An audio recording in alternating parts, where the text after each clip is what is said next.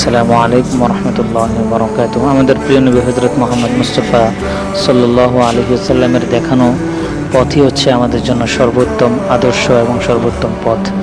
তার দেখানো রাস্তা অনুযায়ী আমাদেরকে অনুসরণ করে মৃত্যু পর্যন্ত আমরণ চলতে হবে। আমাদের প্রিয় নবী সাল্লাল্লাহু আলাইহি ওয়াসাল্লাম 1400 বছর আগে যা কিছুই শিখিয়েছেন, যা কিছুই আমাদের জন্য আদর্শ হিসেবে রেখে গেছেন, আজকে মডার্ন জমানায় দেখা যায় যে নিজেকে উন্নত করার জন্য, নিজের প্রতিভা বিকাশ করার জন্য, সেলফ ইমপ্রুভমেন্টের জন্য অনেক ধরনের কোর্স বিক্রি হয়, অনেক টাকার বিনিময়ে সেগুলো শেখানো হয়। অথচ 1400 বছর আগে নবী পাক সাল্লাল্লাহু আলাইহি সাল্লাম সেগুলো আমাদের জন্য ফ্রিতে রেখে গেছেন। তিনি শিখিয়েছেন যে ইসলাম হচ্ছে পরোপকারের নাম, ইসলাম হচ্ছে রেসপেক্টের নাম, ইসলাম হলো মানবতার সেবায় নিজেকে উৎসর্গ করার নাম, ইসলাম হচ্ছে প্রতিশোধ পরায়ণ না হয়ে ক্ষমাশীলতার নাম।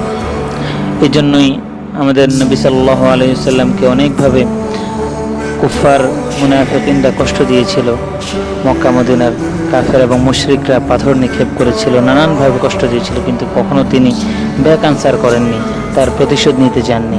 আজকে যদি আমাদের দিকে কেউ একটু বাঁকা চোখে তাকায়, বাঁকা দৃষ্টিতে দেখে, একটু আর চোখে দেখে, তখন আমাদের মধ্যে খারাপ ইন্টেনশন তৈরি হয় যে তার মধ্যে ইগো আছে, তার মধ্যে অহংকার আছে, সে আমাকে হিংসা করছে।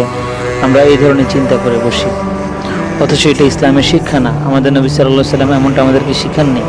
আমাদের নবী পাক সাল্লাল্লাহু আলাইহি সাল্লাম আমাদেরকে সেলফিশ, খুদগার্জ হতে শিখাননি, স্বার্থপর হতে শিখাননি।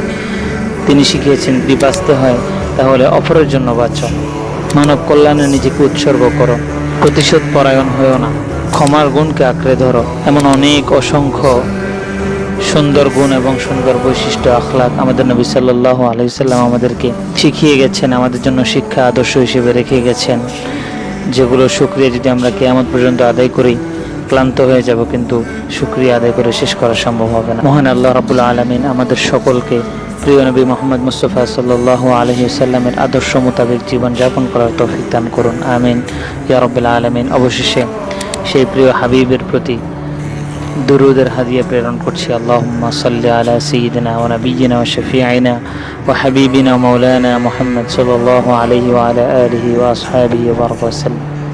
আসসালামু আলাইকুম ওয়া রাহমাতুল্লাহ।